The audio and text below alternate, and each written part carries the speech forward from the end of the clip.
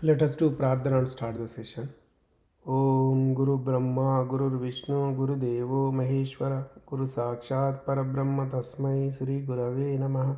Om Mannado Sri Jagannatha Madguru Sri Jagadguru Mamatma Sarva Bhutatma Tasmai Sri Gurave Namaha. Om Akanda Mandalakaram Vyaptam Yena Characharam Tat Padam Darshitam Yena Tasmai Sri Gurave Namaha. The only guru of three religions, the Traitatira marginator, sensational writer, the author of more than 100 divine holy scriptures, Hindu virtue donor, Sri Sri Sri Acharya Prabodhananda Yogeshwar.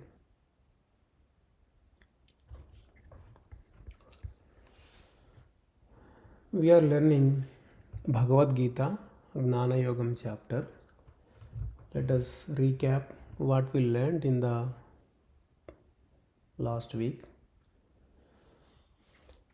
God said that Janma karma cha me divyamevam yo veti tatvatah tyaktva deham punarjanma naiti mameti. So Arjuna, he said that whoever could recognize what divine task he is doing and where his birth exists, so that guy will not get rebirth. He will directly merge with the God. Here we came to know that the Bhagavan himself is liberation. So whoever gets liberation will merge with him. And we came to know that it's a very hard thing to identify or recognize the Bhagavan whenever he takes the birth. Since he takes birth for hundreds of thousands of years or even for millions of years once. So whenever the dharmas vanish, then he takes birth. Whenever there are the adharma practitioners more number compared to the dharma practitioners, dharma followers, then what he does, he will take a birth as a human being and he will spread his wisdom so that again the dharmas get full energy and they can spread. So that's what he said. So what he is going to do when he takes a birth? How do we identify? Notice there is a Bhagavan's birth. For that he provided some of the indications. So with that we can identify like wherever dharmas are being known, wherever there are practices but they don't have meaning at all. That means people are following but they don't know the meaning of that. That should be then Bhagavan, what he does, he is going to explain the meaning with the dharma itself. And wherever the divine secrets are being taught and wherever the soul matters are being provided to the human beings which are unknown to them, and wherever the teachings present which are beyond the religion, there we can guess that there must be Bhagavan's birth exists. So whoever could identify, could recognize him very strongly, then he could definitely get liberation. And also he taught us four methods to reach the Bhagavan. Four methods. So one is Brahma Yogam, another one is Karma Yogam, and the Bhakti Yogam. Fourth one is the trust on the God. So whoever have the trust on the God, they can get the liberation. That's like a shortest path. But that path is not going to be achieved by everybody, since God does not allow anyone who does not have interest on him to get more interest on him. So he should be a completely knower of the wisdom itself. In order to do that, So he should have more interest and learning the wisdom, complete wisdom. After that only he will get the real chance to identify the Bhagavan. So wherever his birth exists. So like that we came to know there are four types of methods are there to reach the God. And also he said that you must leave fear, love and angry and should keep focus on me so that you will attain me. Like that many people did and they attained the Bhagavan itself. So these are the things we learned in the last week. So let's learn about the 11th Slokam. So if you have any doubts you can ask.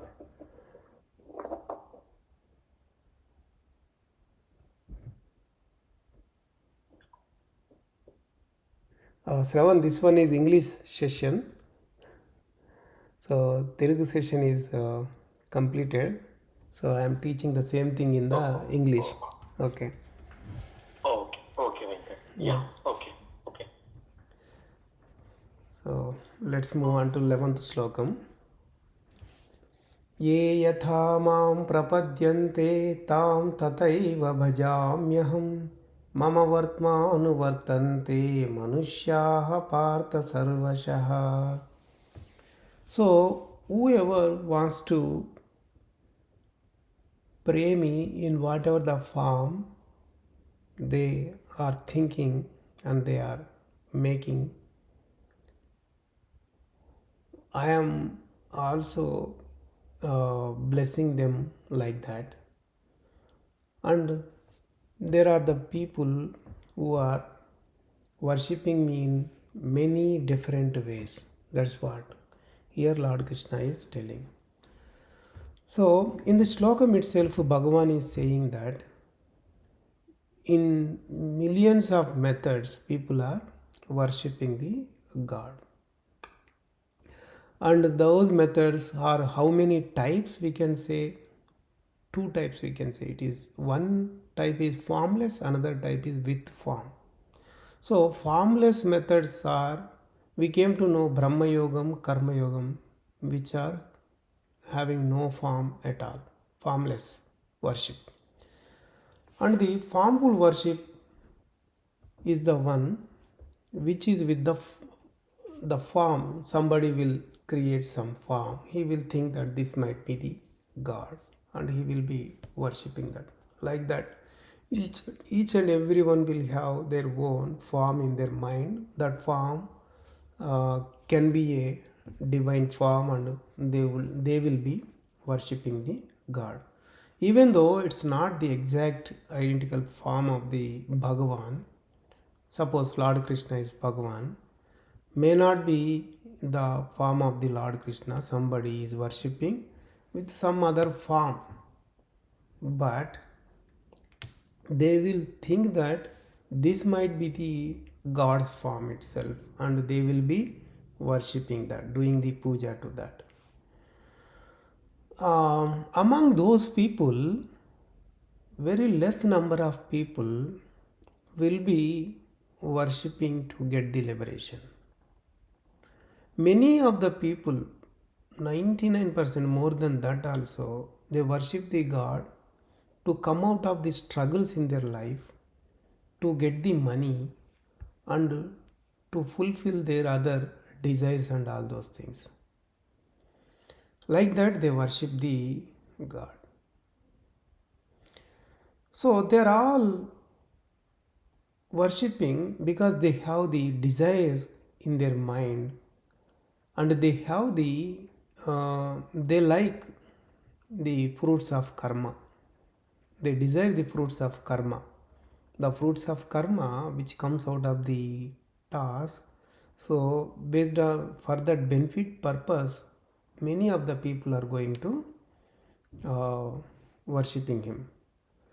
So let us see what he is saying in the 12th Slokam about that. Kankshantah karmanam siddhim yajantaiha devataha क्षिप्रम हि मानुषे लोके सिद्धिर्भवति कर्मजा. The people who are falling behind the fruits of karma. So they desire fruits of karma. Those people worship demigods. And God is saying that in this world, the fruits of karma related to the desire will give fruits very fast, he is saying. They give result very fast, he is saying. So in this world, there are so many works are there, labor tasks are there. For each kind of work, there is a benefit associated with that, the profit associated with that one. Like that, people, they have in their mind some fixed some kind of things. So some people think that, so this demigod, if I worship, I am going to get married soon. If I worship this particular demigod, I will get children.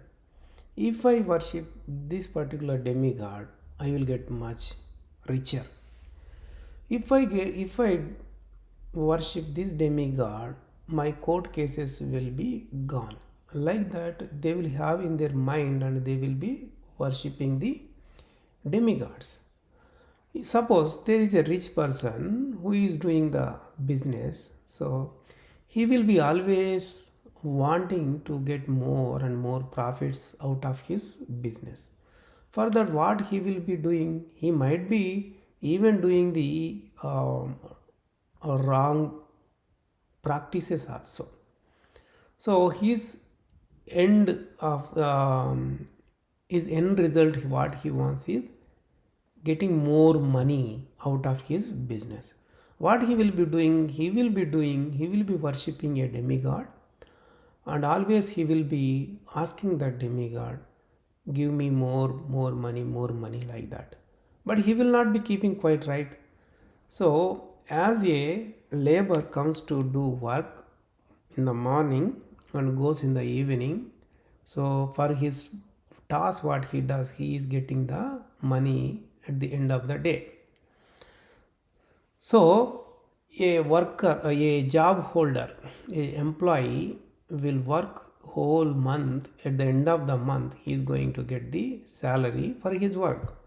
Similarly, the businessman, he works for his business whole year. He will put whole effort in it. At the end of the year, he will have all the accounts and ledgers and come to know he got so much profit on this business. Then he will be immediately thinking that by worshipping this demigod, he got this much profit. So he will not think that by doing the task and whole the year he got the profit.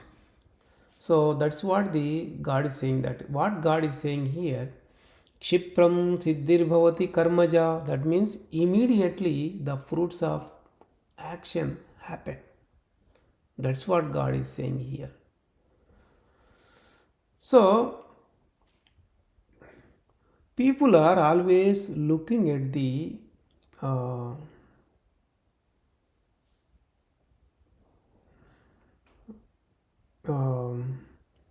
thinking that by worshipping this demigod they are getting the result. But actually, there is a task, it is happening.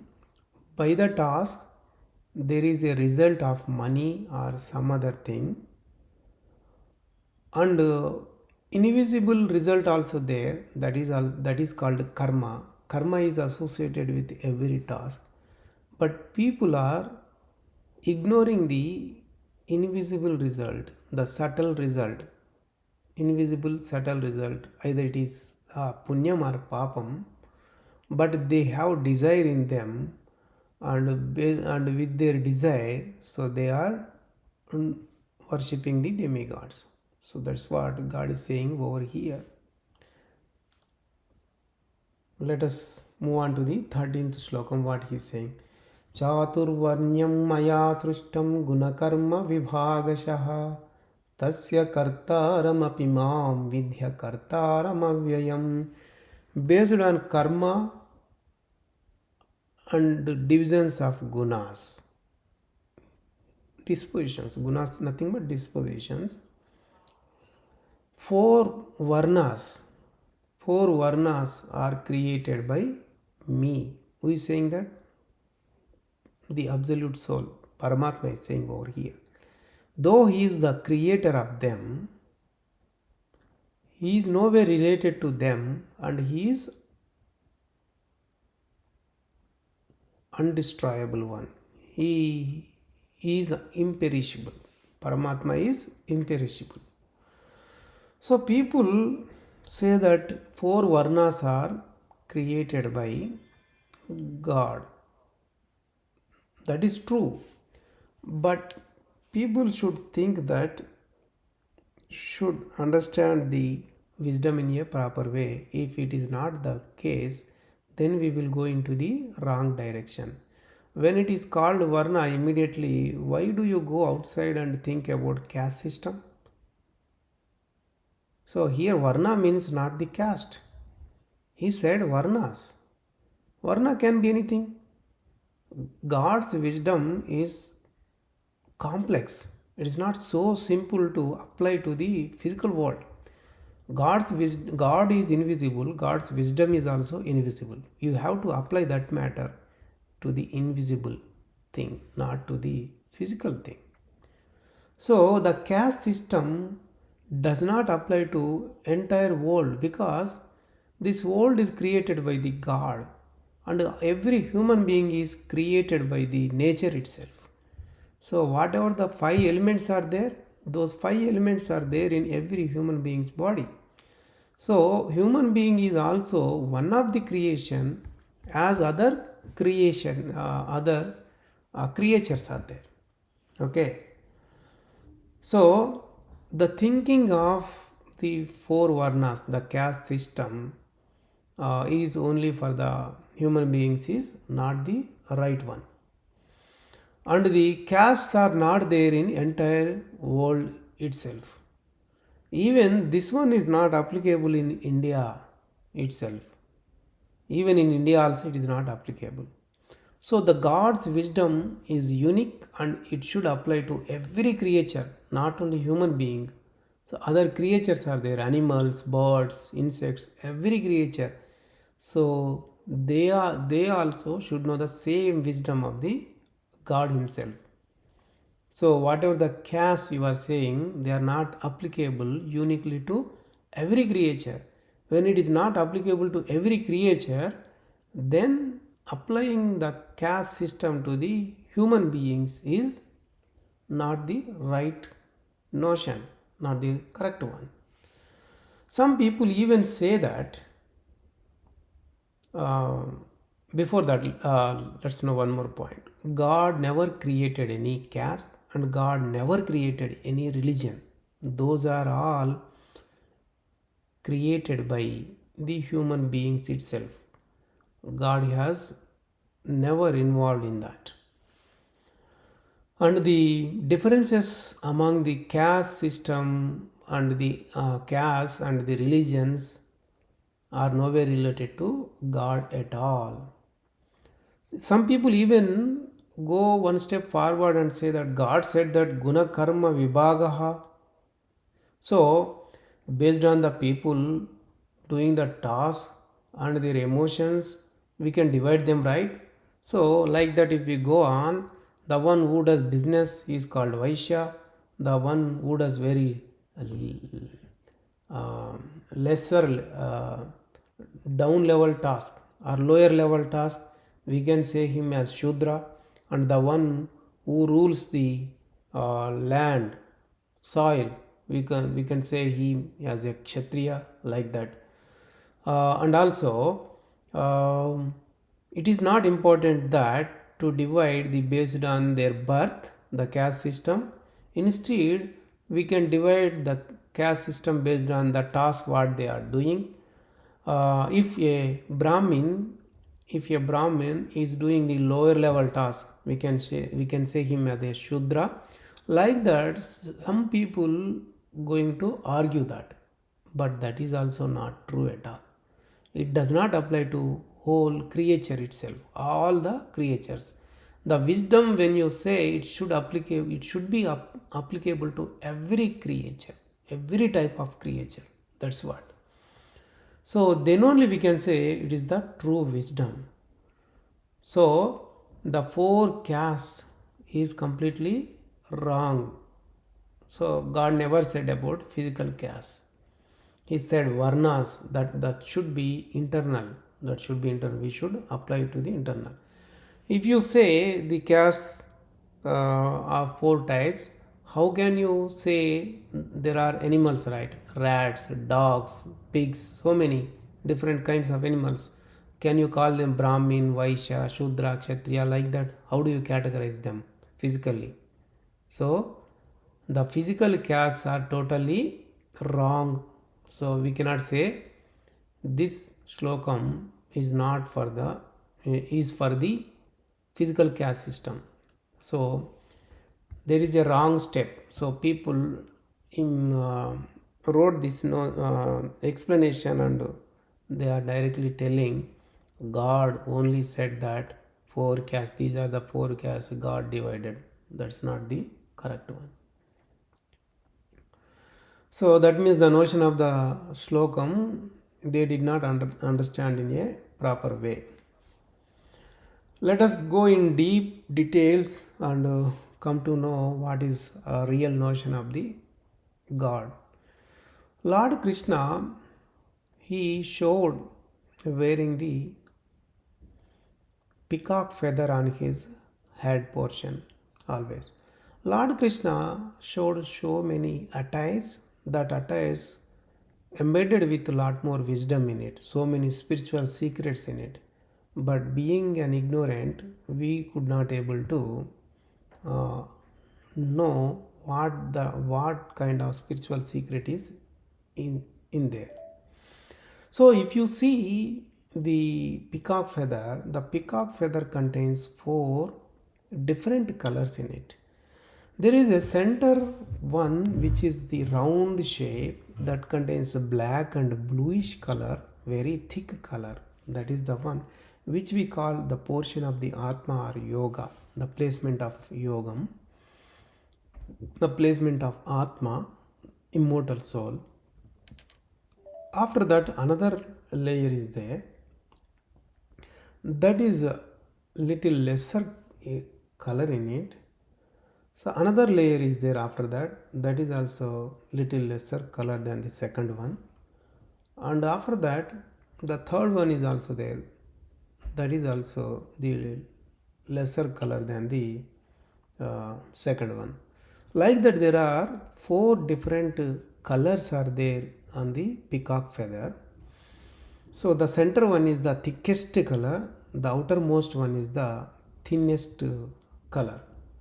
So in the middle one is black and the blue mixing. Second one is uh, it's like a glittering greenish color.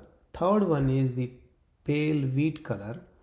Fourth one uh, is having some different color. We cannot completely identify that. That way, there are four types of colors on the peacock feather. So there must be a greater secret in the peacock feather according to the Yoga Shastram or big education. That's why Lord Krishna showed it on his head itself. In our body, we have the head portion, right? In our head portion, there are emotions. So, whatever the task is happening from our body, the main reason are emotions. Without emotion, there is no task going to happen. In our emotional wheel, there are three divisions: Satvika, Rajasa, Tamasa. And there is a center portion which is called the Atma portion, yoga portion. Like that, there are four divisions in the uh, dispositions wheel.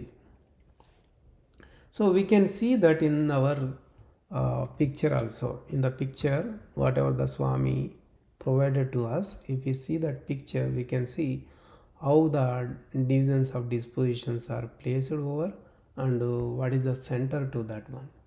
So either even you, me, and every creature is inside the divisions of emotional wheel itself.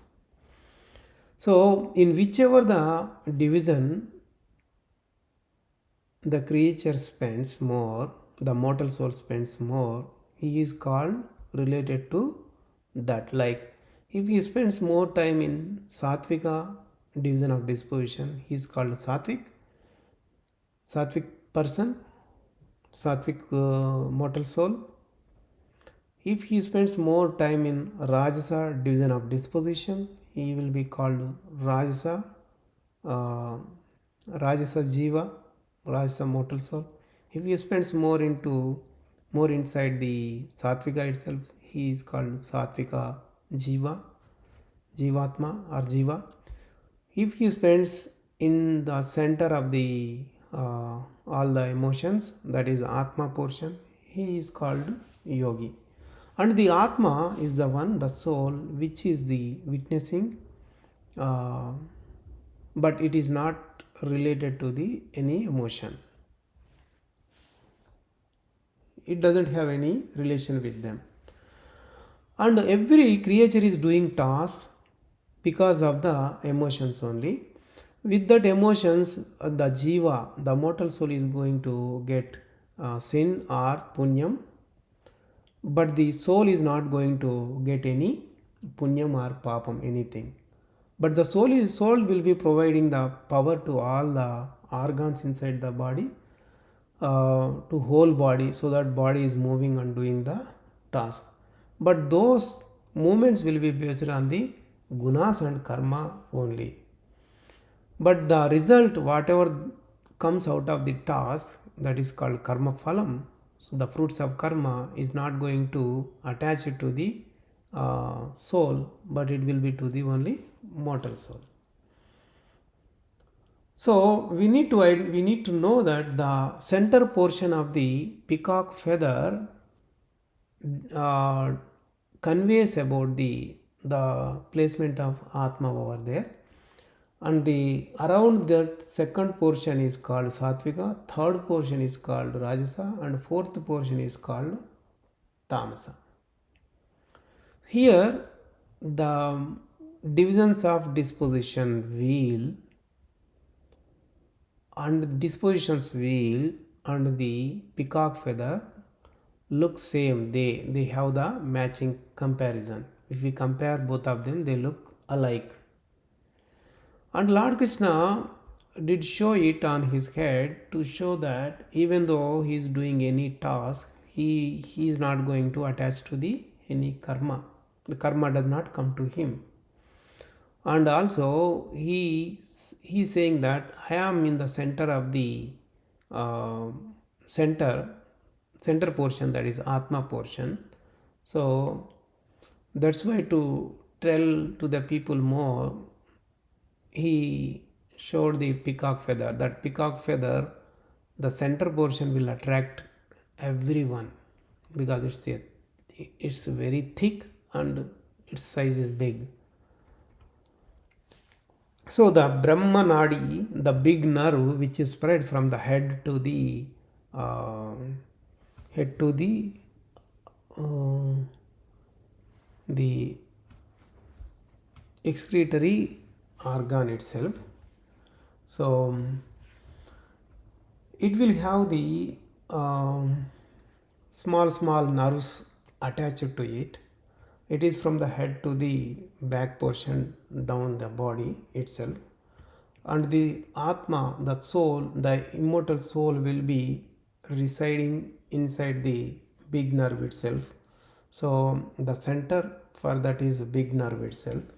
So from that big nerve, the energy and all the commands, orders will pass to the organs inside the body, so that body is making a movement. And all the matters which will come from all the organs, um, actionable organs and the sensible organs, those matters will pass through the nerves attached to the big nerve, small nerves attached to the big nerve. Then it will reach to the center of that big nerve, the Brahmanadi, it will reach. So there is a peacock feather will have a what is that stem like portion that will have small pieces of nerves. So if you compare the peacock feather, so that peacock feather will have the same structure inside our body also. And Lord Krishna showed that peacock feather to tell the people couple of things, like to let the people know that every creature is having the structure same like peacock feather in their body. To show that he showed that. And second one, the soul, the immortal soul is witnessing every mortal soul. Third one, the immortal soul which is in the center portion, it has no relation with any emotions. Fourth one, whatever the task I am doing, I am no way related to the any karma. So he showed the peacock feather. And fifth one, in every creature's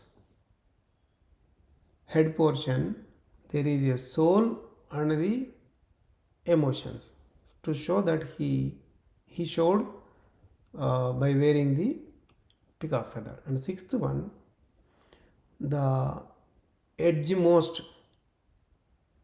color is lesser one, least colored one is the fourth most divisions of disposition, and third one is little better color than the fourth one, and second one is better color, thicker color than the third one, and the first one is the thickest color than all the other.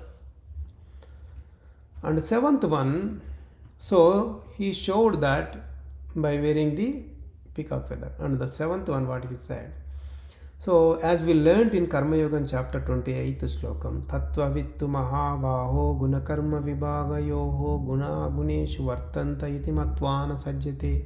He said that whoever knows about the gunas and karma, the emotions and karma, he will be the knower of the immortal soul itself. So the such kind of person, even though he will be doing the task, he is no way attached to the karma.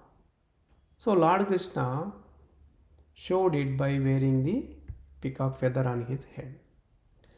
So let us come to the actual point. So according to the explanation what our Swamiji provided to us, the four varnas, whatever Lord Krishna told, Bhagavan told in the Shlokam, they are inside our head portion itself. They are not outside. So according to that, whoever is living inside the tamasa called tamasa people, whoever is living inside, whichever the mortal soul is living inside, Rajasa is called Rajasa Jiva, and whichever the mortal soul is living in the Satvika portion is called Satvika mortal soul. Whoever is living inside the center portion, Atma portion, Yogam portion, is called Yogi. Like that, God said about four varnas. These four varnas are all inside the body itself. So, according to that, according to his explanation, for all the creatures, this formula is applicable. This explanation makes very good sense. You can apply this Shlokam now to all the creatures, because we got very clear understanding with this interpretation given by Swami itself. And also Bhagavan said that even though he created all these varnas or uh, colors, four different types of colors, he is nowhere related to them. They are not applicable to him at all, and he is imperishable. So you got it right, you got everything right. So now we got the clear understanding about the four varnas, whatever God told us. If you have any questions, you can ask. So if you don't have any questions, let us do Mangala Prardhana and end the session. Om Mangalam Gurudevaya Mahaniya Prabodhatmane Sarvaloka Sharanyaya Sadhurupaya Mangalam. Prabodhatmam to everybody.